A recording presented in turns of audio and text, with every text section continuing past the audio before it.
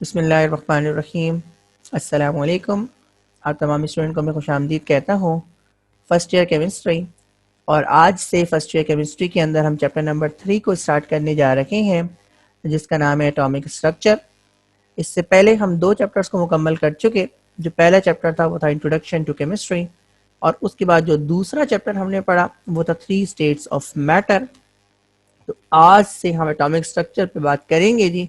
और आज इस चैप्टर के लेक्चर नंबर 1 के अंदर जिस टॉपिक पे बात करने जा रहे हैं वो है discovery of subatomic particles. तो एटम के अंदर जो एटम से छोटे पार्टिकल्स मौजूद होते हैं उन्हें सब एटॉमिक पार्टिकल्स कहते हैं। और इसके अंदर इलेक्ट्रॉन्स, प्रोटॉन्स, न्यूट्रॉन्स ये तीनों ही आते हैं। और अब तो इससे छोटे पार्टिकल्स भी एटम के अंदर मौजूद है। खैर, आज के लेक्चर के अंदर हम इलेक्ट्रॉन और प्रोटॉन की डिस्कवरी पे बात करेंगे। और क्रुक्स ट्यूब एक्सपेरिमेंट ही हमारे आज के लेक्चर का मेन मौजू है जी। तो आइए लेक्चर को स्टार्ट करते हैं, discovery of subatomic particles. तो सबसे पहले तो हमें जहाँ से स्टार्ट करेंगे वो तो यह है जी कि एटम क्या है। तो एटम की डेफिनेशन जो कि डेल्टन ने पेश की थी, according to Dalton atomic model, जिसको आपने ब्रीफली डिस्कस किया था क्लास 9 के अंदर। According to Dalton atomic model, atom is the simplest particle of matter. Matter के बारे में आपने पिछले चैप्टर के अंदर पढ़ा। मैटर क्या होता है जी? Anything in the universe that possesses mass and occupies space. हर वो चीज जो वजन रखती है और जगह घेरती है उसको मैटर कहते हैं। वो मैटर बना होता है छोटे छोटे पार्टिकल्स पर। वो छोटा, तो सबसे छोटा पार्टिकल जो मैटर के अंदर मौजूद होता है उसको आप क्या कहते हैं? एटम कहता है। और डेल्टन ने ये थ्योरी प्रपोज की थी जी कि एटम से कोई छोटा पार्टिकल नहीं होता, इसलिए उसने एटम को इनडिवाइजिबल पार्टिकल कहा था। यानी एटम के मजीद टुकड़े नहीं कर सकते। यानी अगर आप एटम के टुकड़े करें तो उससे छोटा पार्टिकल आपको नहीं मिलेगा। इसका मतलब है एटम का टुकड़ा हो नहीं सकता जी। तो ये अकॉर्डिंग टू डेल्टन था। Atom is indivisible particle, atom is the simplest particle of matter, atom is neutral particle, कि एटम के पास कोई चार्ज नहीं होता। These were the postulate given by Dalton atomic model. लेकिन यहाँ जो हमारा टॉपिक है discovery of subatomic particles, तो ये इस बात की कंफर्मेशन है जी कि एटम डिवाइजिबल पार्टिकल है। यानी एटम के अंदर एटम से छोटे पार्टिकल्स मौजूद होते हैं। और आप भी ये बात अच्छी तरीके से जानते हैं जी कि एटम के अंदर इलेक्ट्रॉन मौजूद होता है जो एटम से छोटा होता है, प्रोटॉन मौजूद होता है जो एटम से छोटा होता है, न्यूट्रॉन मौजूद होता है जो एटम से छोटा होता है। और इसके अलावा भी बहुत सारे इन इलेक्ट्रॉन, प्रोटॉन्स और न्यूट्रॉन से छोटे पार्टिकल्स भी एटम के अंदर मौजूद होते हैं। तो इलेक्ट्रॉन्स की और प्रोटॉन्स की डिस्कवरी पे हम बात करेंगे। लेकिन इस डिस्कवरी पे बात करने से पहले सबसे पहले हम टाइमलाइन देखेंगे जी कि किस किस साइंटिस्ट ने क्या क्या किया कि हम प्रोटॉन की डिस्कवरी तक पहुंचे जी। तो जो पहली थ्योरी है वो तो डेल्टन की है, जिसपे मैंने भी पीछे भी बात की थी। और डेल्टन के अकॉर्डिंग एटम इनडिवाइजिबल पार्टिकल है, यानी एटम से कोई छोटा पार्टिकल मौजूद नहीं है और एटम को आप तोड़कर छोटे पार्टिकल नहीं निकाल सकते। That was the theory according to Dalton. इसके बाद जो काम स्टार्ट किया वो डेवी ने स्टार्ट किया। कुछ का बराह रास्त इन सब एटॉमिक पार्टिकल्स की डिस्कवरी से ताल्लुक है। लेकिन कुछ का कंट्रीब्यूशन बड़ा इंपॉर्टेंट है जी, कि जिनके एक्सपेरिमेंट को रिवाइज किया गया है इन सब एटॉमिक पार्टिकल्स की प्रेजेंस को शो करने के लिए, एग्जिस्टेंस को शो करने के लिए। तो वो तमाम केमिस्ट या तमाम साइंटिस्ट जिनका कुछ ना कुछ कंट्रीब्यूशन है, कुछ का बराह रास्त कंट्रीब्यूशन है, कुछ का बिलवास्ता कंट्रीब्यूशन है, उन तमाम के नामों को और उन तमाम के कामों को पढ़ने जाएंगे। इनमें से कुछ के कामों को हम डिटेल में पढ़ेंगे और कुछ को सिर्फ इसी स्लाइड के अंदर स्टडी करेंगे। तो जो जॉन डेवी था उसने ये सबसे पहले एक्सपेरिमेंट स्टार्ट किया, यानी इलेक्ट्रिसिटी को सॉल्यूशन से पास करवाया। ये वाला एक्सपेरिमेंट उसने डिजाइन किया और फिनोमेना को ऑब्जर्व किया। इस एक्सपेरिमेंट को एक्सटेंसिवली फेरेडे ने स्टडी किया। यानी ये जो passage of electricity through solution कहते हैं, ये एक्सपेरिमेंट आप केमिस्ट्री की जबान में इसको इलेक्ट्रोलिसिस कहते हैं। तो इलेक्ट्रोलिसिस पे फेरेडे ने वर्क किया और फेरेडे ने वर्क करके ये बात कंक्लूड की जी कि नेगेटिवली चार्ज पार्टिकल एटम के अंदर मौजूद होते हैं। यानी यहाँ लिखा हुआ है जी existence of negatively charge particle present in an atom. यानी फेरेडे ने ये कंक्लूड किया कि एटम इनडिवाइजिबल पार्टिकल नहीं है, बल्कि एटम डिवाइजिबल पार्टिकल है और एटम के अंदर नेगेटिवली चार्ज पार्टिकल मौजूद होते हैं, जिसको स्टोनी ने इलेक्ट्रॉन्स का नाम दिया। कंफर्मेशन अभी भी रिक्वायर्ड थी, क्योंकि यहाँ पे एग्जिस्टेंस का वर्ड इस्तेमाल किया गया है। कंफर्म करने के लिए यहाँ इशू ये है जी कि जब आप सोल्यूशन से इलेक्ट्रिक करंट को पास करेंगे तो यहाँ पर मुख्तलिफ मैटर मौजूद हैं और मुख्तलिफ पॉसिबिलिटी है इस नेगेटिवली चार्ज पार्टिकल के जनरेट होने की, इसलिए यहाँ पे सिर्फ एग्जिस्टेंस का वर्ड इस्तेमाल किया गया है। उसके बाद फिर स्टोनी ने इस नेगेटिवली चार्ज पार्टिकल को इलेक्ट्रॉन्स का नाम दे दिया। इसके बाद हाइनरिच गाइसलर ने एक्सपेरिमेंट किए और ये एक्सपेरिमेंट थे the passage of electricity through gases. तो जिस तरह डेवी ने सॉल्यूशन में से इलेक्ट्रिसिटी को पास करवाया था, गाइसलर ने गैसेस में से इलेक्ट्रिसिटी को पास करवाया। वो कंडीशन डेवलप की जी कि किन कंडीशन पर गैसेस में से इलेक्ट्रिसिटी पास हो सकती है। तो ये एक्सपेरिमेंट जो इनिशिएट किए वो गाइसलर ने किए। इससे पहले सॉल्यूशन से इलेक्ट्रिसिटी जो पास होती है, वो जो एक्सपेरिमेंट स्टार्ट किए थे वो डेवी ने स्टार्ट किए थे और फेराडे ने इस पर एक्सटेंसिव वर्क करके नेगेटिवली चार्ज पार्टिकल्स को दरियाफ्त किया था। इसी तरह गाइसलर ने ये एक्सपेरिमेंट इनिशिएट करें, यानी इलेक्ट्रिसिटी को गैसेस में से पास कराने का सोचा। उसके बाद फिर इसकी सपोर्ट ने विलियम क्रुक्स ने डिस्चार्ज ट्यूब को डेवलप किया, यानी इस एक्सपेरिमेंट को पॉसिबल बनाने के लिए जिस ट्यूब की ज़रूरत थी, जिस अरेंजमेंट की ज़रूरत थी, उस अरेंजमेंट को विलियम क्रुक्स ने क्या किया जी, मुकम्मल किया। यानी ये इंस्ट्रूमेंटल साइंटिस्ट था, इसने डिस्चार्ज ट्यूब को डेवलप किया और फिर इसकी डिस्चार्ज ट्यूब पे, यानी विलियम क्रुक्स की डिस्चार्ज ट्यूब पे जे थॉमसन ने काम किया और जे थॉमसन ने काम कर कर इलेक्ट्रॉन्स की प्रेजेंस को कंफर्म किया।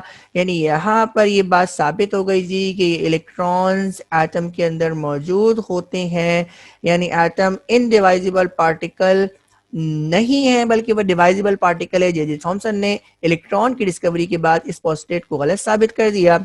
उसके बाद फिर एक ग्रुप था साइंटिस्ट का, जिसके अंदर जे थॉमसन, गोल्डस्टीन, हर्ट्ज, लिनर्ड, पैरेन ये शामिल थे। इन्होंने कैथोड रेस की यानी इलेक्ट्रॉन्स की प्रॉपर्टीज को स्टडी किया। उसके बाद फिर गोल्डस्टीन ने प्रोटॉन्स की प्रेजेंस के बारे में बताया, यानी एटम क्योंकि न्यूट्रल पार्टिकल होता है और जब एटम में से इलेक्ट्रॉन दरियाफ्त होगा यानी नेगेटिवली चार्ज पार्टिकल दरियाफ्त होगा तो यकीनन उसके अंदर पॉजिटिवली चार्ज पार्टिकल्स भी होते होंगे। तो इन पॉजिटिव चार्ज पार्टिकल की डिस्कवरी को गोल्डस्टीन ने दिया और उसके बाद जे थॉमसन और गोल्डस्टीन ने मिलकर कैनाल रेस, यानी ये जो प्रोटॉन्स हैं, ये जो पॉजिटिव रेज हैं, उनको कैनाल रेज भी कहते हैं, उसकी प्रॉपर्टीज को स्टडी किया जी। तो आप प्रोटॉन की डिस्कवरी तक और प्रोटॉन को जानने में कामयाब हुए। तो यहाँ तक जो डिस्कवरीज हुई हैं उनमें हम उस पर हम बात करेंगे जी। तो फैराडे एक्सपेरिमेंट को हम डिटेल के अंदर डिस्कस करेंगे और उसके बाद फिर विलियम क्रूक की डिस्चार्ज ट्यूब को इस्तेमाल करते हुए जे थॉमसन के एक्सपेरिमेंट को ब्रीफली डिस्कस करेंगे, प्रॉपर्टीज ऑफ कैथोड रेज को डिस्कस करेंगे और उसके बाद डिस्कवरी ऑफ प्रोटॉन्स को डिस्कस करेंगे, जो आज के लेक्चर का मौजू है। तो सबसे पहले हम ये देखने जा रहे हैं जी कि फैराडे ने एक्सपेरिमेंट क्या किया और फैराडे ने एक्सपेरिमेंट से क्या ऑब्जर्वेशन हासिल करी और उससे नेगेटिवली चार्ज पार्टिकल के बारे में क्या पता लगा। जो एक्सपेरिमेंट था वो यहाँ पे वाज़े तौर पर लिखा हुआ है जी, it is the passage of electricity through electrolytes. यानी इलेक्ट्रोलाइट्स वो सॉल्यूशन होते हैं जिसके अंदर से इलेक्ट्रिक करंट पास हो जाता है।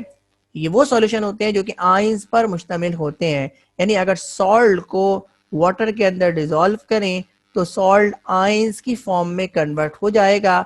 ऐसा सॉल्यूशन इलेक्ट्रोलाइट कहलाएगा और इलेक्ट्रोलाइट के सॉल्यूशन से ही इलेक्ट्रिसिटी पास हो सकती है जी। तो जो एक्सपेरिमेंट था, एक्सपेरिमेंट क्या था कि इलेक्ट्रोलाइट के सॉल्यूशन से इलेक्ट्रिसिटी को पास किया गया और ऑब्जर्वेशंस ली गई जी। अब हम फैराडे एक्सपेरिमेंट के लिए यूज होने वाले एक्सपेरिमेंट को डिस्कस करेंगे, एक्सपेरिमेंटल अरेंजमेंट को देखेंगे जी।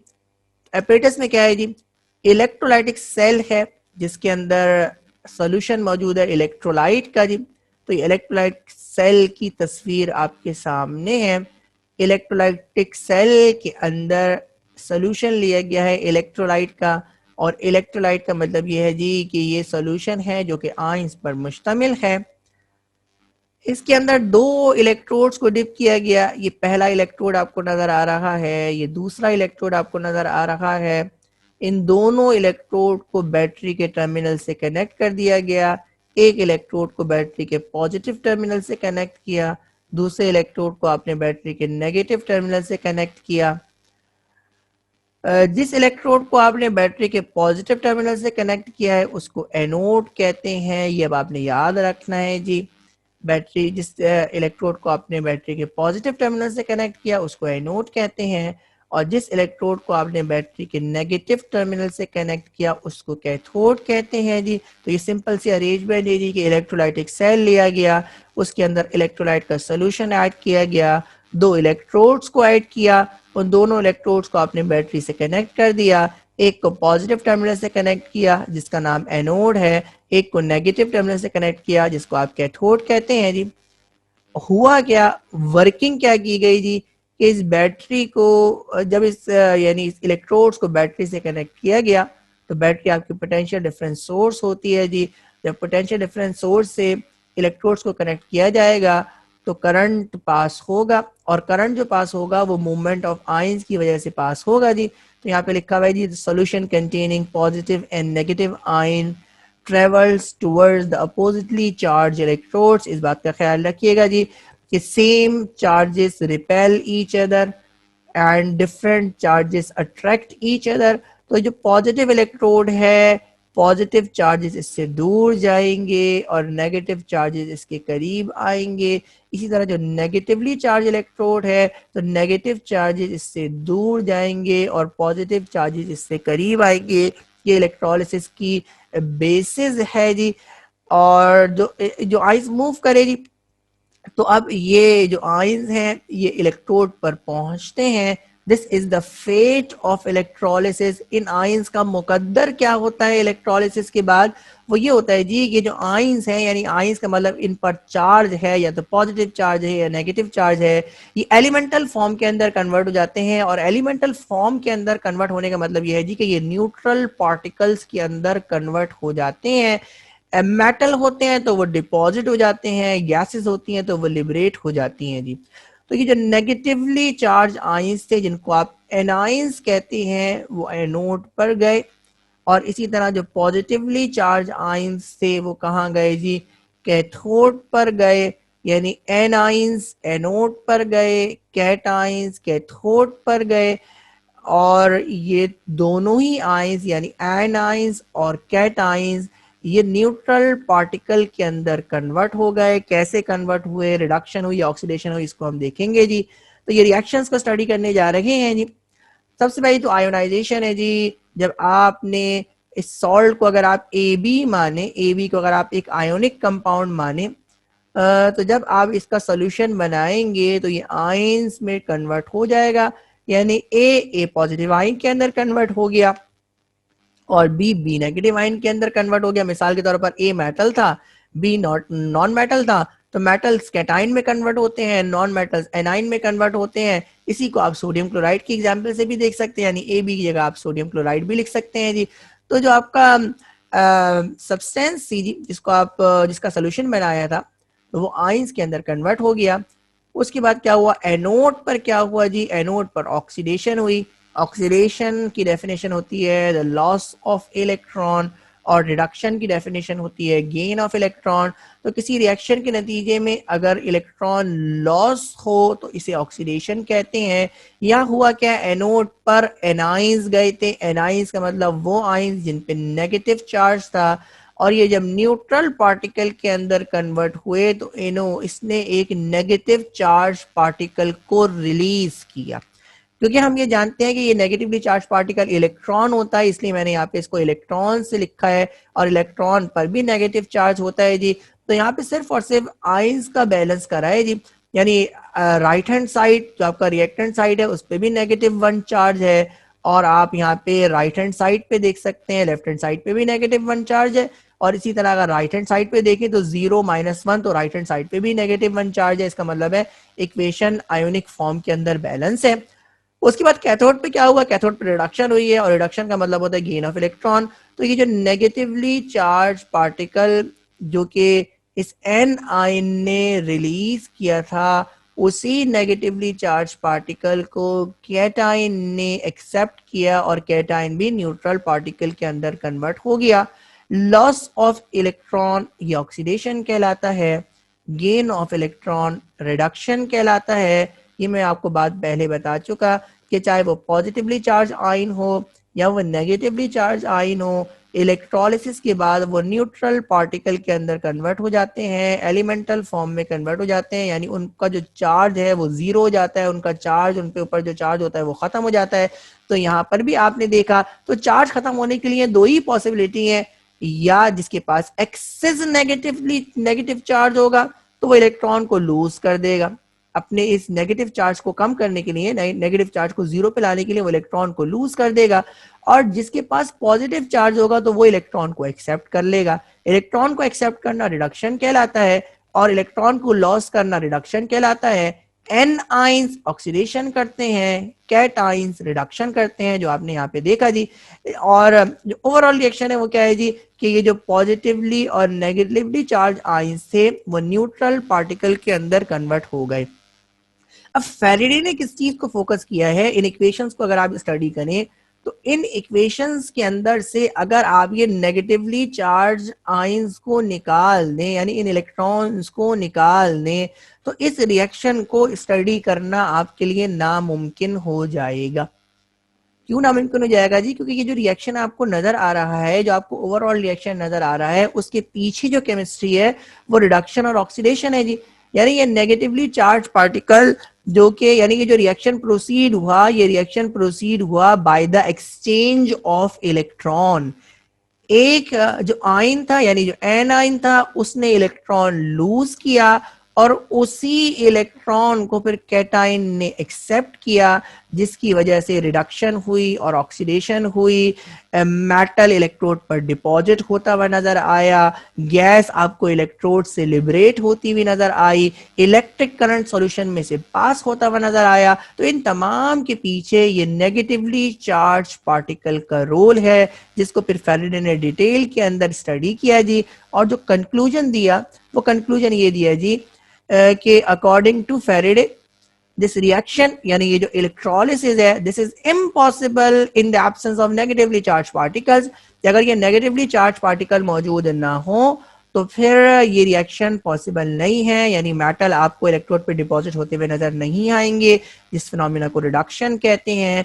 गैसेस आपको इलेक्ट्रोड पर लिबरेट होती हुई नजर नहीं आएंगी, जिस फिनोमिना को ऑक्सीडेशन कहते हैं। यानी पूरी की पूरी इलेक्ट्रोकेमिस्ट्री या पूरी की पूरी रिडॉक्स रिएक्शन वो exchange of this negatively charge particle पे डिपेंड कर रही हैं, और अगर ये नेगेटिवली चार्ज पार्टिकल मौजूद नहीं होंगे तो फिर ये रिएक्शन पॉसिबल नहीं होगा। This was according to Faraday. उसके बाद इसने मजीद इसको स्टडी किया और क्या देखा, क्या बताया जी, कि some elementary unit of electric charge associated with these ions and these ions carried integral multiple of these charges। ये बात इसने कही। इस बात का मतलब ये है जी कि अगर आप सोडियम की बात करें जी, तो सोडियम का जो आयन है उसका जो वैलेंसी है वो +1 है जी, उसकी ऑक्सीजन स्टेट +1 है। तो इसका मतलब ये है कि इसके साथ सिर्फ और सिर्फ एक इलेक्ट्रॉन का एक्सचेंज होगा। लेकिन अगर आप मैग्नीशियम 2 पॉजिटिव आयंस की बात करें जी, तो integral multiple of these electrons, यानी इसकी रिडक्शन के लिए 2 इलेक्ट्रॉन इस्तेमाल होंगे। इस तरह अगर आप एल्युमिनियम की बात करें तो एल्युमिनियम का चार्ज कितना है, +3 चार्ज है, तो एक जैसे 3 इलेक्ट्रॉन इसको रिड्यूस करेंगे। इसका मतलब ये हुआ जी कि अगर आप आइंस की बात करें तो देखिए आइंस मोनोवैलेंट तो नहीं होते, आइंस तो डाईवैलेंट भी होते हैं, आइंस तो ट्राईवैलेंट भी होते हैं जी। तो अगर डाईवैलेंट आइन होगा तो उसकी रिडक्शन के लिए 2 इलेक्ट्रॉन इस्तेमाल होंगे, और अगर ट्राईवैलेंट कैटाइन होगा तो उसकी रिडक्शन के लिए 3 इलेक्ट्रॉन इस्तेमाल होंगे। और इसी तरह अगर आप बात करें जी एनाइंस की, तो Cl नेगेटिव आइन है, ये ऑक्सीडाइज होगा 1 इलेक्ट्रॉन से। ऑक्सीजन 2 नेगेटिव आइंस है, तो ऑक्सीजन पे चार्ज -2 होता है, तो इसको 2 नेगेटिव आइंस का है जी, तो उसकी ऑक्सीडेशन के लिए 2 इलेक्ट्रॉन इस्तेमाल होंगे। और अगर आप बात करें नाइट्रोजन, यानी जिसको नाइट्राइड आयन कहते हैं, नाइट्रोजन -3 होता है, तो उसकी ऑक्सीडेशन के लिए 3 इलेक्ट्रॉन इस्तेमाल होंगे। वही बात यहाँ पे लिखी हुई है जी कि अगर चार्ज का अगर आयन के ऊपर चार्ज बढ़ेगा, यानी आयन का मैग्नीट्यूड बढ़ेगा, वो +1 से +2 या +3 होगा, तो उसी तनासुब से इलेक्ट्रॉन्स जो होंगे जी वो भी क्या होंगे जी, वो भी बढ़ जाएंगे, और उसकी वजह से आपको जो इलेक्ट्रिक करंट पास हो रहा है उसकी अमाउंट पर फर्क पड़ेगा। और उसी की बेसिस पर फिर फेरेडे ने मुख्तलिफ लॉज भी प्रपोज किए हैं, जिसको आप फेरेडे फर्स्ट लॉ कहते हैं और फेरेडे सेकंड लॉ कहते हैं, और ये 9th के अंदर आपने ब्रीफली स्टडी की है जी। खैर जो मेन मकसद था जी, वो मेन मकसद जो फेरेडे ने बताया वो ये बताया जी कि ये जो इलेक्ट्रोलिसिस का फिनोमिना है, इस इलेक्ट्रोलिसिस के फिनोमिना के अंदर नेगेटिवली चार्ज पार्टिकल इन्वॉल्व हैं। उसने ये बात कह के छोड़ दी। उसके बाद फिर इसको मजीद स्टडी किया गया और स्टोनी ने इस नेगेटिवली चार्ज पार्टिकल्स को इलेक्ट्रॉन्स का नाम दिया। तो इलेक्ट्रॉन्स मौजूद होते हैं, या आप ये कहें जी कि इलेक्ट्रॉन्स मौजूद हो सकते हैं एटम्स के अंदर, इसको फेरेडे ने बताया। लेकिन अब इशू सिर्फ इस बात का है जी कि इलेक्ट्रॉन्स ये किसके हैं। अब सवाल सिर्फ और सिर्फ ये रह गया जी कि ये इलेक्ट्रॉन कहाँ से आए, क्योंकि अगर आप सोल्यूशन की बात करें तो सोल्यूशन का जो सिस्टम है वो बहुत कॉम्प्लेक्स सिस्टम है, और सॉल्यूशन के अंदर एक से ज्यादा एलिमेंट्स और एक से ज्यादा एटम्स मौजूद हैं। मैं आपको मिसाल दूं तो जो सॉल्यूशन बनाया है वो वाटर के अंदर बनाया है, तो वाटर के अंदर हाइड्रोजन भी है और ऑक्सीजन भी है। अब यहाँ पे शक ये है जी कि हो सकता है ये हाइड्रोजन के इलेक्ट्रॉन हो सकता है ये ऑक्सीजन के इलेक्ट्रॉन हो। इसके अंदर अगर आपने सॉल्यूशन बनाया है तो इसका मतलब है सोडियम क्लोराइड का अगर सॉल्यूशन बनाया है तो फिर दो मजीद एलिमेंट इसके अंदर आ गए, एक सोडियम आ गया, एक आपका क्लोरीन आ गया। तो ये सोडियम का इलेक्ट्रॉन भी हो सकते हैं, ये क्लोरीन के इलेक्ट्रॉन भी हो सकते हैं जी। अब ये उस वक्त की बात हो रही है कि जिस वक्त ये एक्सपेरिमेंट इनिशिएट हुआ है। अब उस वक्त यहाँ पे बहुत सारी कंफ्यूजन है क्योंकि सिस्टम आपका बहुत कॉम्प्लेक्स है, क्योंकि मुख्तलिफ एलिमेंट्स मौजूद है जी। अब अगर आपने इलेक्ट्रोड्स को डिप किया है जी, तो जो इलेक्ट्रोड को डिप किया है और वो इलेक्ट्रोड अगर इनर्ट नहीं है, अगर आपने आयरन की है जी, तो आयरन पे जो करोजन होगा तो करोजन के नतीजे में भी इलेक्ट्रॉन क्या होता है जी, प्रोड्यूस होता है जी। तो ये इलेक्ट्रोड का इलेक्ट्रॉन पे भी शक है। तो जो सिस्टम इतना कॉम्प्लेक्स है सोल्यूशन के अंदर जी कि आप यहाँ पे ये कंफर्म नहीं कर सकते जी कि ये नेगेटिवली चार्ज पार्टिकल ये प्रोड्यूस कहाँ से हुए हैं, क्योंकि यहाँ पे शुकूक व शुबहात बहुत ज्यादा है। इसलिए कोई ऐसा एक्सपेरिमेंट डिजाइन करना जरूरी है जी कि जहां पर ये तमाम शुकूक व शुबहात क्या हो जाए जी, ये जाइल हो जाए और आपको अंदाजा हो जाए जी कि आपके पास एक ही एटम हो और उसी के अंदर से इलेक्ट्रॉन जनरेट हो रहा हो। तो यहाँ पर इस बात की जरूरत पेश आई कि इसी एक्सपेरिमेंट को जो आपने सोल्यूशन स्टेट के अंदर करवाया है, यानी फेरेडे ने और उससे पहले डेवी ने जी, ये जो एक्सपेरिमेंट करवाया है यानी इलेक्ट्रिसिटी को पास किया है सोल्यूशन स्टेट से, इसके जरिए से जो नेगेटिवली चार्ज पार्टिकल की इंडिकेशन मिल रही है, माइंड को क्लियर करने के लिए, शुकूक शुबात को दूर करने के लिए, अगर यही एक्सपेरिमेंट गैसेस को लेते हुए करवाया जाए तो जो कॉम्प्लेक्स सिस्टम है वो सिंप्लीफाइड हो जाएगा। और अगर वहां से भी नेगेटिवली चार्ज पार्टिकल दरियाफ्त होते हैं जी, तो एक तो उनकी प्रॉपर्टीज को स्टडी करना आसान हो जाएगा और हमें कंफर्म भी हो जाएगा। तो यहाँ से फिर मुख्तलिफ राहें खुलती हैं जी। और उसके बाद फिर आपने जिस तरह से पीछे पड़ा जी कि ये एक्सपेरिमेंट स्टार्ट होते हैं, इलेक्ट्रिसिटी को गैसेस से पास करवा के देखा जाता है, उसको फिजिबल बनाने के लिए उसके बाद क्या किया जाता है, डिस्चार्ज ट्यूब क्रिएट की जाती है जिसको क्रुक्स ने करा, और उसके बाद फिर इलेक्ट्रिसिटी को पास करवाया जाता है गैसेस से लो प्रेशर पे जी, ताकि आपको ये फिनोमिना ऑब्जर्व हो सके। तो ये फिनोमिना जे जे थॉमसन ने ऑब्जर्व किया है और जे जे थॉमसन ने ही इलेक्ट्रॉन्स को डिस्कवर किया है जी। तो हम क्रुक्स ट्यूब एक्सपेरिमेंट को पढ़ने जाएंगे जी। और क्रुक्स ट्यूब एक्सपेरिमेंट कहें आप इसे, या आप इसे डिस्चार्ज ट्यूब एक्सपेरिमेंट भी कहते हैं, आप इसे जे जे थॉमसन एक्सपेरिमेंट भी कहते हैं, ये एक्सपेरिमेंट डिस्कवरी ऑफ इलेक्ट्रॉन्स भी कहलाता है। और ये एक्सपेरिमेंट जो असल में है वो क्या है जी, जो हो रहा है इसमें वो क्या है जी, the passage of electricity through gases at low pressure. तो गैस के प्रेशर को रिड्यूस करना है और रिड्यूस करने के बाद गैसेस में से इलेक्ट्रिसिटी को पास करना है और उसके बाद फिर फिनोमेना को ऑब्जर्व करना है। तो ये क्रुक्स ट्यूब एक्सपेरिमेंट कहलाता है। अब हम क्रुक्स ट्यूब एक्सपेरिमेंट की एक्सपेरिमेंटल अरेंजमेंट पढ़ने जा रहे हैं, यानी एपरेटस को स्टडी करने जा रहे हैं जी कि एपरेटस किन किन चीजों पर मुश्तमिल है जी। तो एपरेटस अब आपके सामने है और ये लिखा हुआ है 2 metallic plates which are known as electrodes are sealed in a glass tube. तो ग्लास की एक ट्यूब ली गई है और उस ग्लास की ट्यूब के अंदर ये जो मेटालिक प्लेट्स हैं इनको क्या कर दिया गया है, बंद कर दिया गया है, यानी सील कर दिया गया है। इन मेटालिक प्लेट्स को इलेक्ट्रोड्स कहते हैं। उसके बाद इस ग्लास के अंदर इनर्ट गैस को भरा गया है, यानी इनक्लोज किया गया है। इनर्ट गैस इसलिए रखी है जी, अगर आप रिएक्टिव गैस रखते तो यहाँ पे एक शक रहता जी कि हो सकता है गैस ने इलेक्ट्रोड के साथ रिएक्ट किया हो, उसकी वजह से इलेक्ट्रॉन जनरेट हुए हों। तो इस शक को मुकम्मल तौर पर दूर करने के लिए जो गैस का सिलेक्शन किया गया है वो आपकी इनर्ट गैस है, यानी वो अनरिएक्टिव है और वो इलेक्ट्रोड के साथ रिएक्ट नहीं कर सकती। उसके बाद एक आउटलेट रखा गया है जी। ये आउटलेट इसलिए रखा गया है कि एक गैस जो इसके अंदर मौजूद है उसको बाहर निकाल सकें, और जिस हिसाब से आप गैस को बाहर निकालते रहेंगे प्रेशर गैस का क्या हो जाएगा, रिड्यूस होता चला जाएगा जी। तो गैस के प्रेशर को रिड्यूस करने के लिए एक वैक्यूम पंप दिया गया है, एक आउटलेट दिया गया है जिसको वैक्यूम पंप से कनेक्ट किया गया है ताकि गैस को इसके अंदर आप ऐड भी कर सकें और गैस को इसके अंदर से निकाल सकें जी।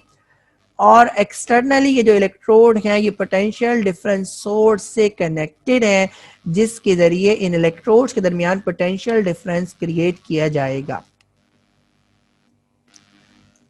अब हम एक्सपेरिमेंट पढ़ने जा रहे हैं जी कि जे थॉमसन ने क्रुक्स ट्यूब के जरिए किया क्या, करके क्या देखा और क्या ऑब्जर्व किया। इन एक्सपेरिमेंट के बाद फिर हम ऑब्जर्वेशंस को पढ़ने जाएंगे जी। तो जे थॉमसन ने क्या किया जी, ये जो गैस इसके अंदर मौजूद थी पोटेंशियल डिफरेंस को अप्लाई किया और पोटेंशियल डिफरेंस को अप्लाई कर कर डिस्चार्ज ट्यूब के अंदर फिनोमिना को ऑब्जर्व किया। जब उसे कुछ फिनोमिना ऑब्जर्व नहीं हुआ, यानी अपना मतलूबा फिनोमिना ऑब्जर्व नहीं हुआ, तो उसने क्या किया जी कि आहिस्ता आहिस्ता यानी स्टेप वाइज मैनर के अंदर वो गैस को इससे निकालता गया। और गैस को निकालते जाएंगे तो इसका जो डिस्चार्ज ट्यूब है उसका जो उसके अंदर जो गैस का प्रेशर है वो क्या हो जाएगा, कम से कम होता चला जाएगा। तो गैस के प्रेशर को रिड्यूस किया और पोटेंशियल डिफरेंस को अक्रॉस द इलेक्ट्रोड अप्लाई किया और डिस्चार्ज ट्यूब के अंदर हासिल होने वाले फिनोमेना को ऑब्जर्व किया जी। तो ये भी आपकी एम्प्टी डिस्चार्ज ट्यूब की तस्वीर आपके सामने है। तो ये ग्लास की बनी हुई ट्यूब है जी। एक तरफ इसके कैथोड है, दूसरी तरफ इसके एनोड है। और ये जो तस्वीर है असल में यहाँ पे स्ट्रेट लाइन कैथोड रेस की स्ट्रेट लाइन मोशन को ऑब्जर्व करने के लिए एक्सपेरिमेंट किया गया था, जिसको भी हम आगे डिस्कस करेंगे। अब हम ऑब्जर्वेशंस को पढ़ने जा रहे हैं जी। तो ऑर्डिनरी प्रेशर पर यानी 760 मिलीमीटर ऑफ मरकरी पे जो आपका ऑर्डिनरी प्रेशर है जी, या आप ये कह लीजिए कि ये सी लेवल पर जो प्रेशर होता है वो है जी। इस प्रेशर पर 5000 वोल्ट्स अप्लाई करने के बावजूद, यानी potential difference across the electrode आपने 5000 वोल्ट्स को अप्लाई किया, उस पर भी कोई फिनोमेना ऑब्जर्व नहीं हुआ, कोई कंडक्शन आपको नजर नहीं आई। तो ये दो इलेक्ट्रोड्स हैं जी, ये आपकी कैथोड है और ये आपकी पॉजिटिव इलेक्ट्रोड यानी एनोड है। तो ये एनोड है, ये आपकी कैथोड है। एनोड और कैथोड के दरमियान आपने 5000 वोल्ट अप्लाई किए, लेकिन इतना वोल्टेज अप्लाई करने के बाद भी कोई फिनोमेना ऑब्जर्व नहीं हुआ, कोई कंडक्शन नहीं दिखी। तो ये वाज़ेह सबूत था जी कि जो गैस के मॉलिक्यूल्स हैं वो बहुत करीब करीब मौजूद हैं और वो न डिकम्पोज होने को तैयार हैं न आयोनाइज होने को तैयार हैं। तो इतने वोल्टेज से भी कोई फिनोमेना ऑब्जर्व नहीं हो पा रहा। ये वाज़ेह इंडिकेशन थी जी कि गैस के मॉलिक्यूल्स को जब तक दूर दूर नहीं किया जाएगा, जब तक इलेक्ट्रिकल कंडक्शन पॉसिबल नहीं है, तो ये इंडिकेशन थी जी कि प्रेशर को रिड्यूस करके देखा जाए। प्रेशर को रिड्यूस किया गया और 9 to 2 मिलीमीटर ऑफ मरकरी पे आ गए। आप ये देखें कि प्रेशर को कितना ज्यादा रिड्यूस किया गया। तो 760 से कम करते करते 9 to 2 मिलीमीटर ऑफ मरकरी पे आ गया, यानी 9 किया, 9 के बाद 8 किया और उसको करते करते 2 मिलीमीटर पर आए। तो ये फिनोमेना ऑब्जर्व हुआ। क्या लिखा हुआ है जी कि when pressure is reduce between 9 to 2 millimetre of mercury, spark disappear and two electrodes seems to glow and the rest of the discharge tube steam is dark. तो जो स्पार्क आपको दिख रहे थे जी, जब जब प्रेशर को रिड्यूस करना शुरू किया, यानी 9 से पहले की बात करें, यानी 760 से डायरेक्ट तो 9 पे आया नहीं होगा, तो 760 से 9 के दरमियान जब प्रेशर को रिड्यूस किया गया तो आहिस्ता आहिस्ता कुछ फिनोमेना आपको ऑब्जर्व होना शुरू हुआ। और वो जो फिनोमेना तो वो यहाँ पे लिखा हुआ है जी स्पार्क आपको, यानी जो इस डिस्चार्ज ट्यूब का मिडिल पोर्शन था उस पर स्पार्क नजर आए जी। स्पार्क की वजह है जी कोलिजन ऑफ पार्टिकल, यानी अब जो गैस के मॉलिक्यूल्स हैं या गैस के एटम्स हैं या गैस मिसाल के तौर पर आयोनाइज हो गई है जी, तो ये जो आइंस हैं या जो पार्टिकल्स हैं वो कोलाइड कर रहे हैं, और जब मैटर दूसरे मैटर से कोलाइड करता है तो उसके नतीजे में स्पार्क दिखता है जी। तो इसका मतलब ये हुआ जी कि गैस के पार्टिकल्स अब कोलाइड कर रहे हैं, और अगर ये कोलाइड कर रहे हैं तो इसका मतलब ये है कि गैस के आयोनाइज होने की पॉसिबिलिटीज हैं, और गैस आयोनाइज होगी तभी जाके इलेक्ट्रिकल कंडक्शन पॉसिबल है, और ये आयोनाइज होगी ड्यू टू कोलिजन। तो गैस के मॉलिक्यूल्स या गैस के एटम जब एक दूसरे से कोलाइड करेंगे तो कोलिजन के नतीजे में ये चांस होगा जी कि ये जो इलेक्ट्रॉन्स हैं वो एक्सचेंज हो जाएं, और उस गैस के अंदर उस गैस के कैटाइन एनाइंस या एटम्स तीनों के तीनों मौके मौजूद होने के चांसेस होंगे जी।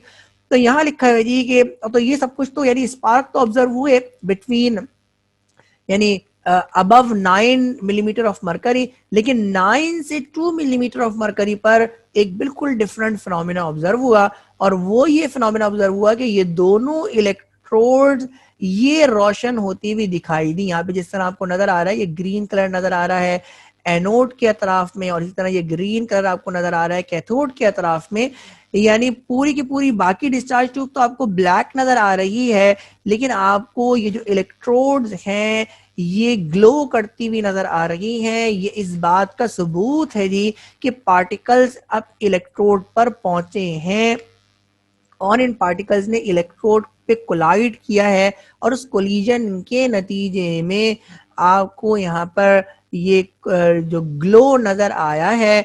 और ये आप जानते हैं जी, हो सकता है कि ये न्यूट्रल पार्टिकल ही इन इलेक्ट्रोड्स को हिट कर रही हों, वरना ज्यादा चांसेस तो यही है जी कि पॉजिटिव इलेक्ट्रोड पर नेगेटिवली चार्ज पार्टिकल जाते हैं और नेगेटिव इलेक्ट्रोड पे पॉजिटिवली चार्ज पार्टिकल जाते हैं। तो क्योंकि ऑब्जर्व इलेक्ट्रॉन को करना है जी, और दोनों ही इलेक्ट्रोड पे आपको फिनोमेना नजर आया है जी, तो इसका मतलब ये है जी कि यहाँ पर भी जो फिनोमेना जे थॉमसन ऑब्जर्व करना चाह रहा था उसको वो फिनोमेना नहीं मिला, जिसकी वजह से उसने प्रेशर को मजीद डिक्रीज किया और 1 मिलीमीटर ऑफ मरकरी पे आ गया, यानी 760 से 10 तक आए, और 760 से 10 तक आने के बाद फिर आप 9 to 2 मरकरी यानी 2 मिलीमीटर ऑफ मरकरी पे आए, यानी प्रेशर को आहिस्ता आहिस्ता रिड्यूस किया तो आपको सेम ही फिनोमेना दिखा। लेकिन जब 1 मिलीमीटर ऑफ मरकरी पे आए जी तो पॉजिटिव कॉलम फॉर्म हुआ जी, और ये दोनों इलेक्ट्रोड्स ग्लो करना शुरू हो गई।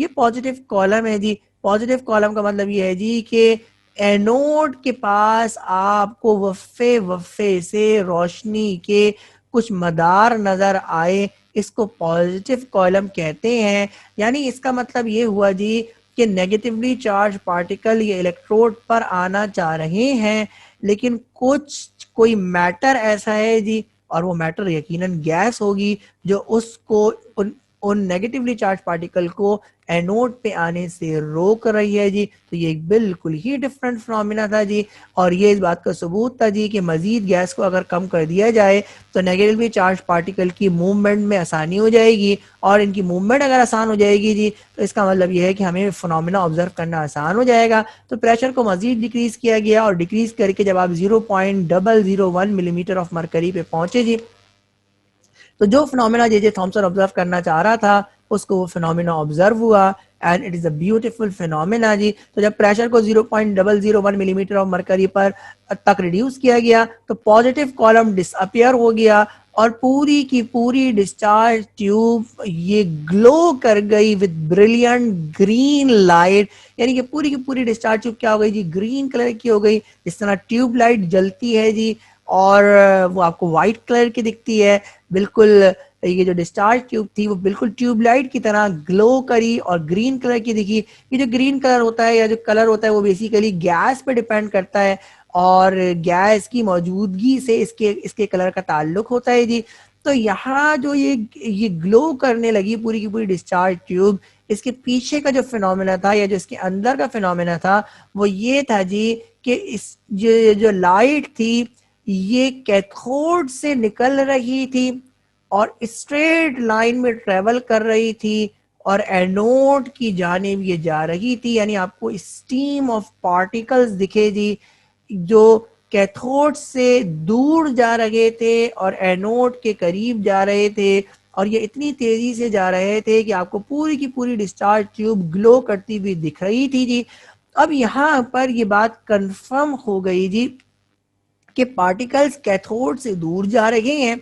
देखिए कैथोड नेगेटिवली चार्ज इलेक्ट्रोड होती है जी, तो ये वो फिनोमेना है जो आपको नजर आया, यानी पार्टिकल आपको कैथोड से दूर जाते हुए नजर आ रहे हैं, एनोड पर जाते हुए नजर आ रहे हैं और उसकी वजह से पूरी की पूरी डिस्चार्ज ट्यूब क्या हो गई है जी, ग्रीन कलर की हो गई है। यानी ये ग्लो कर रही है because of the straight line motion of these negatively charge particles. तो इनको नेगेटिवली चार्ज पार्टिकल इसलिए कहा है क्योंकि ये कैथोड से इमर्ज होते हुए नजर आ रहे हैं। कैथोड नेगेटिव चार्ज रखती है जी, तो वो पार्टिकल जो नेगेटिवली चार्ज इलेक्ट्रोड से दूर जाएंगे तो वो पार्टिकल्स यानी नेगेटिवली चार्ज होंगे। ये जो और पॉजिटिव इलेक्ट्रोड के करीब जा रहे हैं तो इसका मतलब ये कि उन पे भी चार्ज क्या होगा, नेगेटिव चार्ज होगा जी। तो ये जो नेगेटिवली चार्ज पार्टिकल्स हैं जिनको इलेक्ट्रॉन्स कहते हैं ये असल में कैथोड रेज भी कहलाती हैं क्योंकि ये कैथोड से इमर्ज होती हैं, कैथोड से दूर जाती हैं। तो क्योंकि ये कैथोड पर नेगेटिव चार्ज होता है इसका मतलब ये है कि ये इन पार्टिकल्स क्योंकि ये कैथोड से दूर जा रहे हैं तो इनका भी नेगेटिव चार्ज है और क्योंकि ये एनोड के करीब जा रहे हैं और इन एनोड पर जमा हो रहे हैं तो ये इस बात का वाज़ेह सबूत है जी कि ये नेगेटिवली चार्ज पार्टिकल्स हैं जी। तो ये तो एक्सपेरिमेंट था और इस एक्सपेरिमेंट से आपको ये बात कंफर्म हो गई थी कि ये जो पार्टिकल्स प्रोड्यूस हुए हैं ये गैस की आयोनाइजेशन से प्रोड्यूस हुए हैं। एक बात तो ये कंफर्म हो गई थी कि ये गैस आपकी इनर्ट थी, गैस के प्रेशर को रिड्यूस किया गया, रिड्यूस करके गैस को आयोनाइज किया गया और जब गैस आयोनाइज हो गई तो आपको एक फिनोमेना ऑब्जर्व हुआ लो प्रेशर पे। और वो क्या फिनोमेना ऑब्जर्व हुआ कि नेगेटिवली चार्ज पार्टिकल्स ये कैथोड से इमर्ज आउट हो रहे हैं, यानी कैथोड से दूर जा रहे हैं और कहाँ पे जमा हो रहे हैं, एनोड पे जमा हो रहे हैं। तो क्योंकि ये एनोड पे जमा हो रहे हैं तो इसका मतलब ये नेगेटिवली चार्ज पार्टिकल्स हैं और इन नेगेटिवली चार्ज पार्टिकल्स को फिर इलेक्ट्रॉन्स का नाम दिया गया।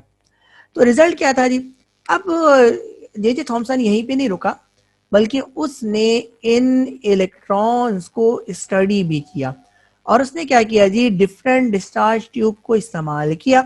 यानी मुख्तलिफ पहले तो उसने इलेक्ट्रोड को सेम रखा और इलेक्ट्रोड को सेम रखने के बाद गैस को इसने तब्दील किया और फिर इस फिनोमेना को ऑब्जर्व किया, यानी इसी तरह प्रेशर को रिड्यूस किया और इस फिनोमेना को यानी एक्सपेरिमेंट को रिपीट किया और फिनोमेना को ऑब्जर्व किया और उसे सेम फिनोमेना ऑब्जर्व हुआ।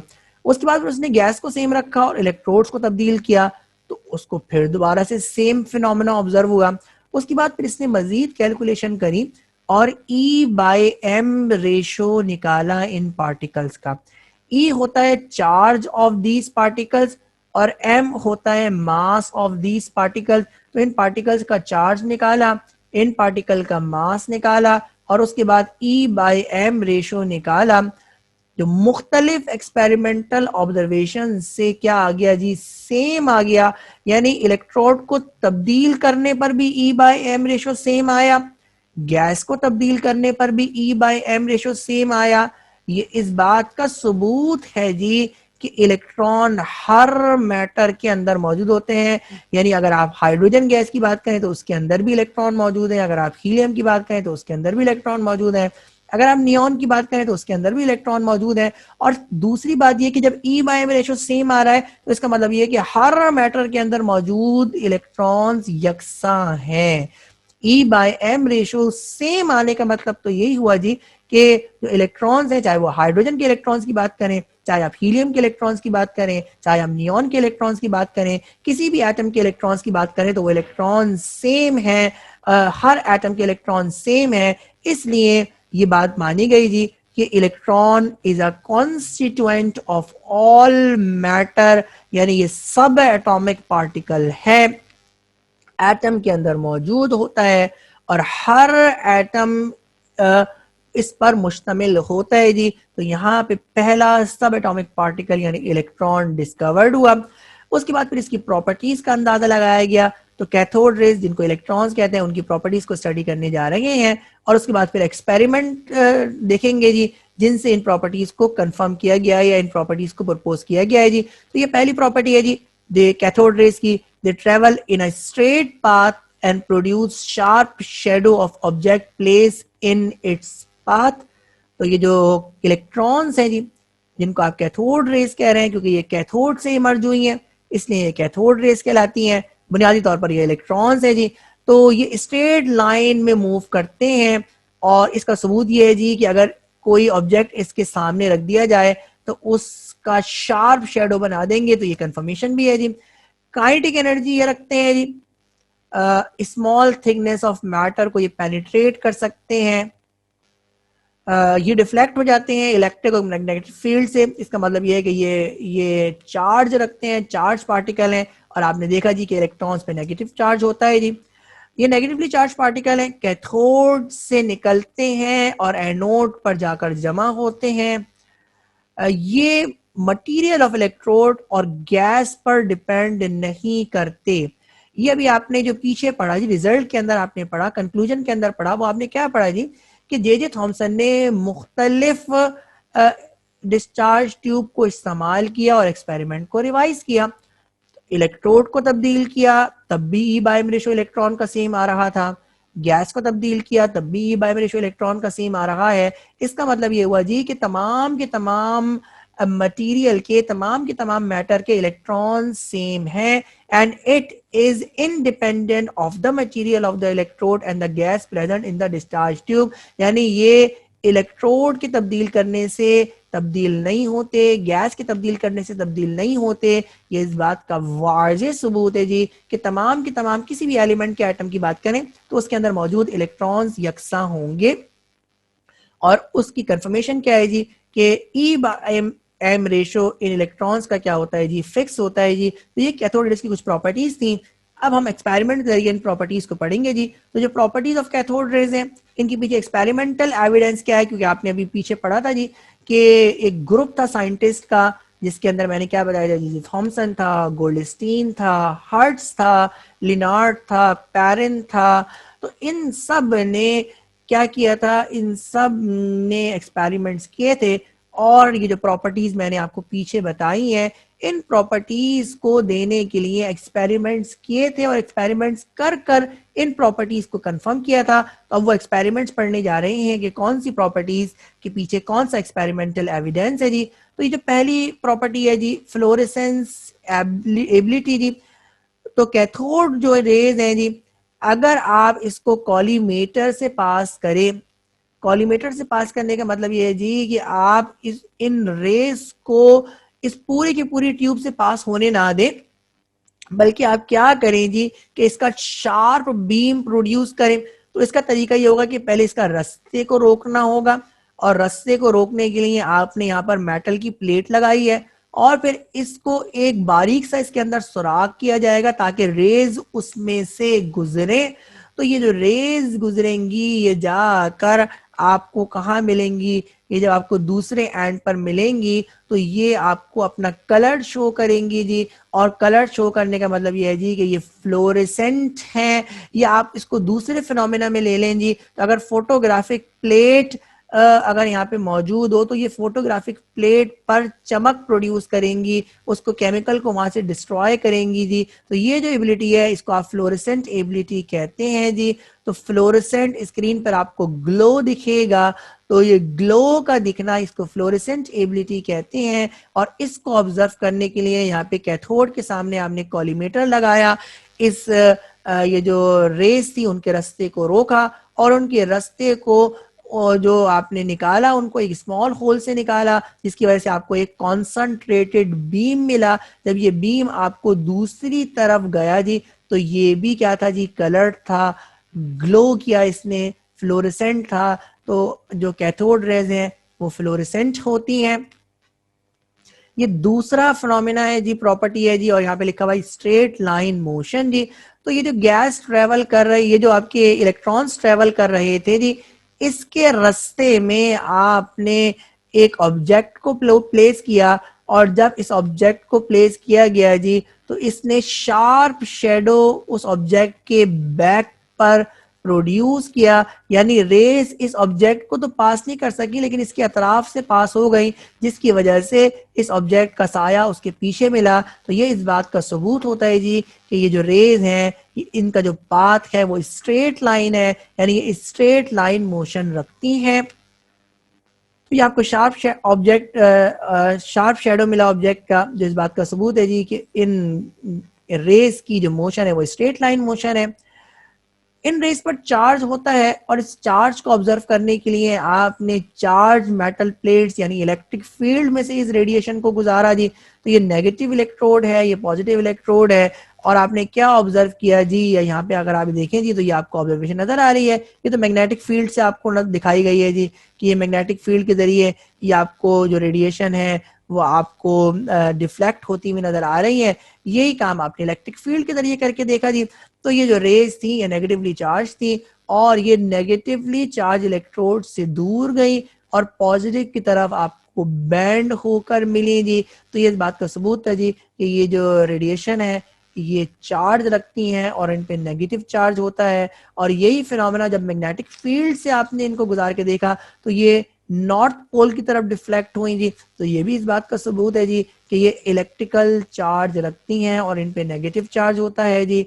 और जो आखिरी एक्सपेरिमेंट करके देखा वो ये करके देखा जी कि इनकी मैकेनिकल एबिलिटी को चेक करना था कि ये काइनेटिक एनर्जी रखती हैं या नहीं। तो ये फास्ट मूविंग इलेक्ट्रॉन्स हैं जी, और इलेक्ट्रॉन्स क्या है जी, मटेरियल पार्टिकल हैं जी। तो इस रेस के पाथ में, यानी इसको तो पहले तो कॉलीमेटर से गुजारा ताकि इन रेस का बीम बन जाए, और बीम बनने के बाद एक पैडल को प्लेस कर दिया जी। तो ये रेडिएशन अगर मटेरियल पार्टिकल होंगे तो ये मटेरियल पार्टिकल जब इससे टकराएगा तो काइनेटिक एनर्जी को इसके अंदर मुंतकिल करेगा, जिसकी वजह से ये पैडल घूमना शुरू हो जाएगा जी। जब एक्सपेरिमेंट को करके देखा गया जी तो ये जो पैडल था वो मूव करना शुरू हो गया, टर्न होना शुरू हो गया, जिससे ये बात साबित हो गई जी कि इन रेडिएशन की काइनेटिक एनर्जी होती है, दे पॉजेसेस काइनेटिक एनर्जी। और काइनेटिक एनर्जी किसी चीज का होना, इसका मतलब ये है कि दे पॉजेस मैकेनिकल एबिलिटी। तो जो आपने प्रॉपर्टीज पीछे पढ़ी थी वो प्रॉपर्टीज किस किस तरीके से कंफर्म हुई, उसके पीछे कौन कौन से एक्सपेरिमेंट थे, मुख्तलिफ साइंटिस्ट ने इन एक्सपेरिमेंट को करके देखा, और वो एक्सपेरिमेंट क्या क्या थे वो भी तमाम अब आपने पढ़े। अब हम गोल्डस्टीन एक्सपेरिमेंट को पढ़ने जा रहे हैं। तो इलेक्ट्रॉन तो डिस्कवर्ड हो गए। जब इलेक्ट्रॉन डिस्कवर्ड हो गए जी तो डाल्टन के अकॉर्डिंग एटम न्यूट्रल पार्टिकल था, और अगर एटम न्यूट्रल पार्टिकल है जी तो इसका मतलब ये है जी कि उसके अंदर अकेले इलेक्ट्रॉन हो नहीं सकता।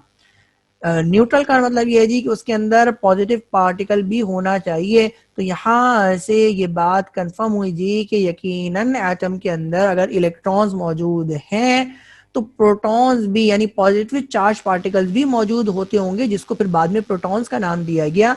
तो गोल्डस्टीन ने क्रुक्स ट्यूब एक्सपेरिमेंट को रिपीट किया, और रिपीट करने के लिए इसने खास जो चेंज किया क्रुक्स ट्यूब के अंदर, क्रुक्स ट्यूब जो इससे पहले इस्तेमाल हुई थी उसके अंदर कैथोड सॉलिड थी, उसके अंदर परफोरेशन कर दी, यानी क्रुक्स ट्यूब एक्सपेरिमेंट को रिवाइज किया गोल्डस्टीन ने परफोरेटेड कैथोड को इस्तेमाल करके।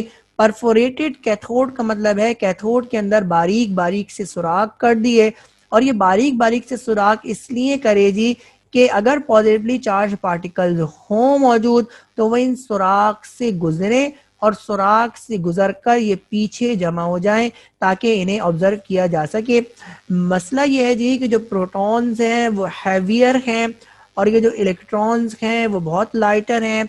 और इलेक्ट्रॉन्स क्योंकि लाइटर हैं और वो लाइटर होने की वजह से वो इंतहाई स्पीड के साथ मूव कर रही हैं जी। तो जब इलेक्ट्रॉन स्पीड के साथ मूव करेंगे और उसी ट्यूब के अंदर अगर प्रोटॉन्स भी मौजूद होंगे जो कि स्लो मूव कर रहे होंगे, तो जो स्लो मूव कर रहे होंगे उनको ऑब्जर्व करना मुश्किल है, उनका दिखना मुश्किल है। और आपको क्योंकि एक्सपेरिमेंटल एविडेंस चाहिए जी, तो इसका आपने तो गोल्डस्टीन ने क्या सोचा जी कि अगर ये पार्टिकल्स को यानी पॉजिटिव चार्ज पार्टिकल्स को ट्रैप कर लिया जाए तो ट्रैप करने से हमें अगर ये होंगे तो हमें इनको ऑब्जर्व करना आसान हो जाएगा, वरना इस ब्रिलियंट ग्रीन फिनोमेना के अंदर, इस चमकदार रोशनी के अंदर प्रोटॉन्स की कोलिजन को देखना या प्रोटॉन्स की वजह से प्रोड्यूस होने वाले ग्लो को देखना इंतहाई मुश्किल है जी। तो इसलिए ये सिंपल सा चेंज किया गया, और इस सिंपल से चेंज के नतीजे में यानी सॉलिड कैथोड को जब परफोरेटेड कैथोड के अंदर कन्वर्ट किया तो उसके नतीजे में प्रोटॉन्स दरियाफ्त हुए जी। तो एक्सपेरिमेंट और ऑब्जर्वेशन को स्टडी करने जाएंगे जी। तो गोल्डस्टीन ने क्या किया, सॉलिड कैथोड को परफोरेटेड कैथोड से चेंज किया, यानी उस कैथोड को यूज किया जिसके अंदर बारीक बारीक से होल थे।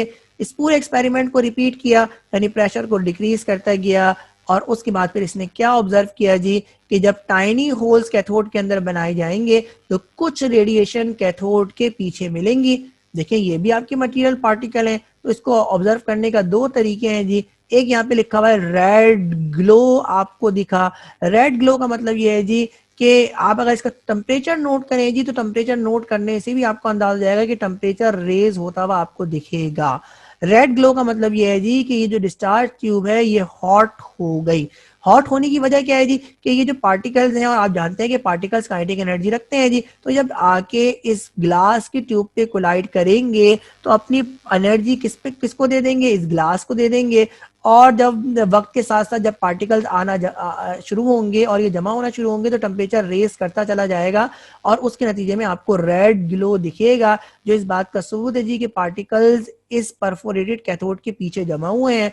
दूसरा तरीका ये है जी कि यहाँ पे आप इलेक्ट्रिक फील्ड लगा दें जी, यहाँ पे आप गिल्वानोमीटर लगा दें या एममीटर लगा दें, तो उसकी डिफ्लेक्शन से भी आप इस बात का अंदाजा लगा सकते हैं, क्योंकि आप ये जानते हैं जी कि जो प्रोटॉन्स हैं ये भी चार्ज पार्टिकल हैं, और अगर चार्ज पार्टिकल आएंगे तो वो गैल्वानोमीटर को क्या करेंगे जी, डिफ्लेक्ट करेंगे। तो मुख्तलिफ जरिए से ये बात कंफर्म हुई जी कि परफोरेटेड कैथोड के पीछे पार्टिकल्स जमा हुए हैं।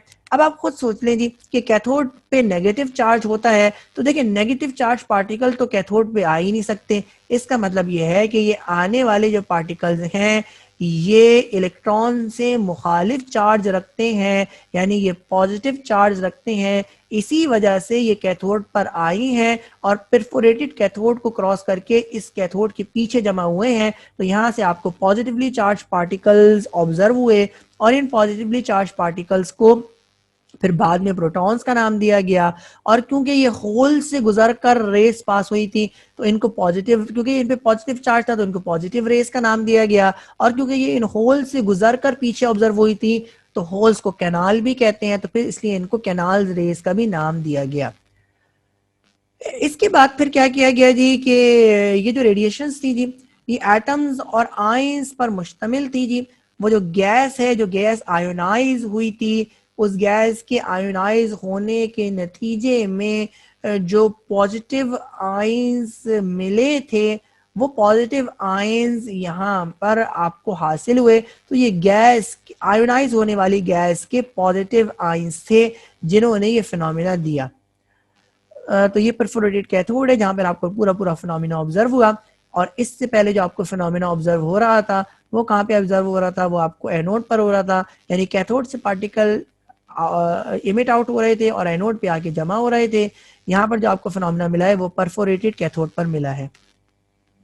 इसके बाद क्या किया जी, क्योंकि इस एक्सपेरिमेंट को फिर जे थॉमसन ने रिवाइज किया, और रिवाइज करने के बाद इसने मुख्तलिफ, जिस तरह इसने इलेक्ट्रॉन्स के लिए काम किया था बिल्कुल इसी तरह इसने प्रोटॉन्स के लिए यानी पॉजिटिव रेस के लिए भी काम किया, और मुख्तलिफ डिस्चार्ज ट्यूब्स को लिया, इलेक्ट्रोड्स को तब्दील किया, गैस को सेम रखा और फिनोमेना को ऑब्जर्व किया, और उसके बाद फिर गैसेस को तब्दील किया और इलेक्ट्रोड को सेम रखा।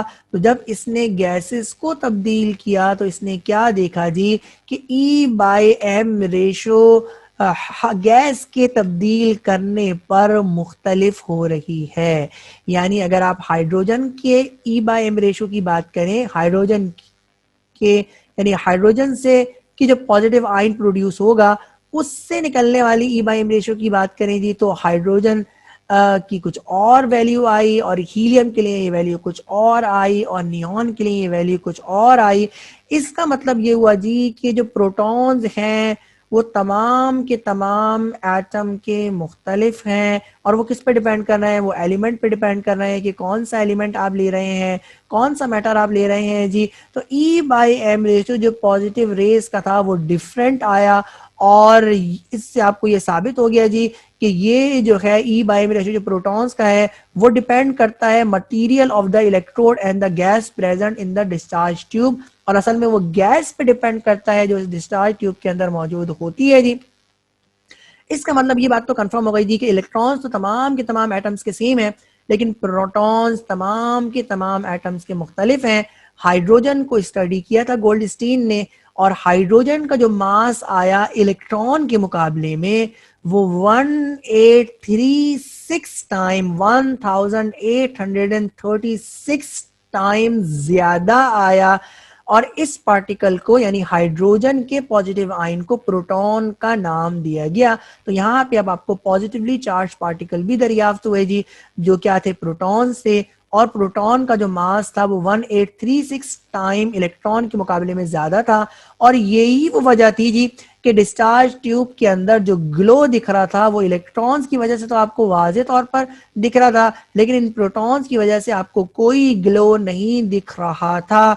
और उसकी वजह थी क्योंकि ये बहुत मैसिव है, और जब मैसिव पार्टिकल इलेक्ट्रोड पे कोलाइड करेगा तो बहुत कम वेलोसिटी से कोलाइड करेगा, और इलेक्ट्रॉन्स जब जाके इलेक्ट्रोड पे कोलाइड करेंगे तो बहुत स्पीड से कोलाइड करेंगे, जिसकी वजह से ग्लो बहुत शार्प होगा। लेकिन प्रोटॉन्स की वजह से जो ग्लो होगा वो डल होगा, जिसको ऑब्जर्व करने के लिए फिर आपने कैथोड के अंदर परफोरेशन को करना पड़ा, क्योंकि गोल्डस्टीन ने कैथोड के अंदर परफोरेशन की थी, जिसकी बेस पे फिर आपको ये फिनोमेना ऑब्जर्व हुआ।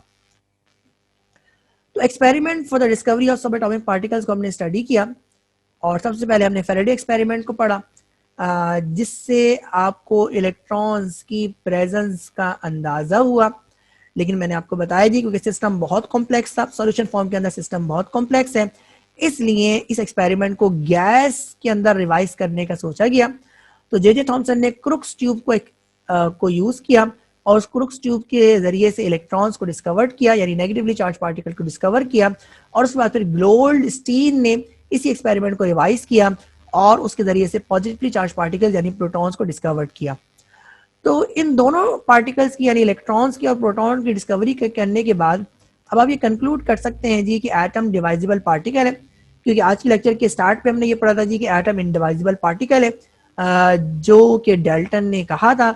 लेकिन क्योंकि उसी एटम में से इलेक्ट्रॉन डिस्कवर्ड हुए और उसी एटम में से प्रोटॉन डिस्कवर्ड हुए, तो आप ये कह सकते हैं जी कि एटम डिवाइजिबल पार्टिकल है, और एटम के अंदर इलेक्ट्रॉन्स मौजूद होते हैं जी जो कि नेगेटिवली चार्ज पार्टिकल्स होते हैं, और प्रोटॉन मौजूद होते हैं जो कि पॉजिटिवली चार्ज पार्टिकल होते हैं।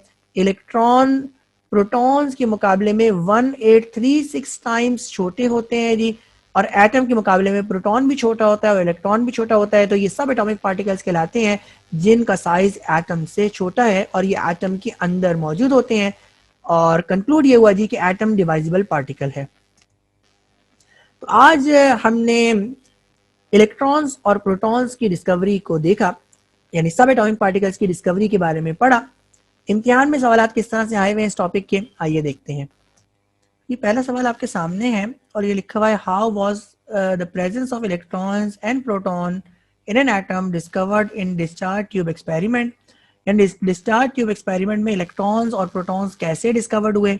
ये सवाल लॉन्ग में आया हुआ है और डिटेल्ड आंसर आपको इसका देना है विद डायग्राम। तो आपने लिखा discovery of electron, Crookes tube experiment को डिस्कस किया, एपरेटस को डिस्कस किया, उसके बाद एक्सपेरिमेंट एंड ऑब्जर्वेशंस पे बात की, उसके बाद फिर आपने मुख्तलिफ प्रेशर्स पे जो फिनोमेना आपको ऑब्जर्व हुआ वो लिखे, उसके बाद फिर आपने रिजल्ट को लिखा, रिजल्ट बहुत वाजे करके लिखना है, और डिस्चार्ज ट्यूब की डायग्राम को बनाया, उसको लेबल किया।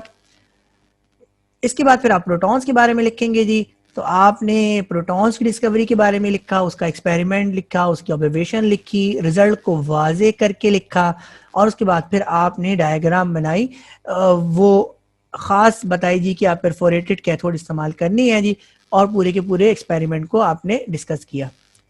दूसरा सवाल आपके सामने है जी, और ये लिखा हुआ है, what are cathode rays. Cathode rays क्या होती है जी, यानी कैथोड रेस का मतलब फिर आपसे कह दिया कि भाई इलेक्ट्रॉन को डिस्कवर करो। और describe the experiment for their discovery. तो ये देखिए दूसरा तरीका है कि आपको डायरेक्ट इलेक्ट्रॉन नहीं कहा, बल्कि उसने आपसे कह दिया जी कि कैथोड रेस क्या होती हैं और कैथोड रेस की डिस्कवरी पे बात करें तो कैथोड रेस असल में इलेक्ट्रॉन्स ही होते हैं जी। तो उसकी डिस्कवरी आपसे पूछिए दोबारा इनडायरेक्ट वे में, राइट देयर प्रॉपर्टीज, प्रॉपर्टीज भी यहाँ पे पूछिए, कैथोड रेस की प्रॉपर्टीज आप लिखें, and conclusion were draws from these properties, तो कंक्लूजन है उनको लिखिए जी। तो आपने कैथोड रेस के बारे में बात लिखा जी, कैथोड रेस क्या है जी, आपने लिखा जी cathode rays are fast moving electrons emerges from the cathode present in the discharge tube। आपको ये कैथोड से इमर्ज होती हुई नजर आती है, इसलिए आपने इनको कैथोड रेस कहा है, और ये फास्ट मूविंग इलेक्ट्रॉन्स होते हैं जी। डिस्कवरी ऑफ कैथोड रेस यानी इलेक्ट्रॉन्स के बारे में आपने एक्सपेरिमेंट को लिखा, एपरेटस दिया, एक्सपेरिमेंट एंड ऑब्जर्वेशंस दी, उसके बाद फिर आपने तमाम ऑब्जर्वेशंस को लिखा, और उसके बाद फिर आपने प्रॉपर्टीज लिखा जी, कैथोड रेस की जो प्रॉपर्टीज हैं उनको लिखा, और उसके बाद फिर आपने कंक्लूजन को लिखा, और जो कंक्लूजन है वो वही है जी कि E/M रेशो की जो वैल्यू है इलेक्ट्रॉन्स के लिए वो सेम है। इसका मतलब है तमाम के तमाम मैटर के अंदर जो इलेक्ट्रॉन्स हैं वो सेम है, और हर मैटर के अंदर ये इलेक्ट्रॉन्स मौजूद होते हैं जी, और तमाम के तमाम एटम्स के अंदर जो मौजूद इलेक्ट्रॉन्स हैं वो सेम है। तो ये आप इसकी कंक्लूजन थी। तो ये आज का लेक्चर था, और आज के लेक्चर के अंदर आपने discovery of subatomic particles को स्टडी किया, और इलेक्ट्रॉन्स की डिस्कवरी को आपने स्टडी किया, और उसके बाद प्रोटॉन की डिस्कवरी को स्टडी किया, और इसके अंदर आपने फेरेडे एक्सपेरिमेंट भी पढ़ा, जे थॉमसन एक्सपेरिमेंट भी पढ़ा, और उसके बाद फिर गोल्डस्टीन एक्सपेरिमेंट पढ़ा। न्यूट्रॉन की डिस्कवरी इंशाअल्लाह हम अगले लेक्चर के अंदर देखेंगे जी। तो जो अगला लेक्चर है इस चैप्टर का, वो लेक्चर नंबर 2 है, और उसके अंदर हम जिस टॉपिक पे बात करेंगे वो है जी रेडियो एक्टिविटी। तो रेडियो एक्टिविटी क्या होती है इसको स्टडी करेंगे, और फिर रेडियो एक्टिविटी कितने किस्म की होती है इस पे बात करेंगे। ये बात मैं आपको बता दूं जी कि आर्टिफिशियल रेडियो एक्टिविटी के जरिए न्यूट्रॉन्स को डिस्कवर किया गया है, तो इस पे हम तफसील से बात करेंगे अगले लेक्चर के अंदर। और फिर इस रेडियो एक्टिविटी यानी नेचुरल रेडियो एक्टिविटी की बेस पर सब एटॉमिक पार्टिकल्स किस तरह से कंफर्म हुए, यानी इलेक्ट्रॉन्स और प्रोटॉन्स का नेचुरल रेडियो एक्टिविटी से क्या ताल्लुक है, और वो कौन सा एक्सपेरिमेंट कराया गया जिसकी वजह से सब एटॉमिक पार्टिकल्स कंफर्म हो गए, यहाँ तो डिस्कवर हुए थे, इस एक्सपेरिमेंट के बाद कंफर्म हो गए जी। तो ये तमाम ही टॉपिक इंशाअल्लाह अगले लेक्चर का मौजू होंगे।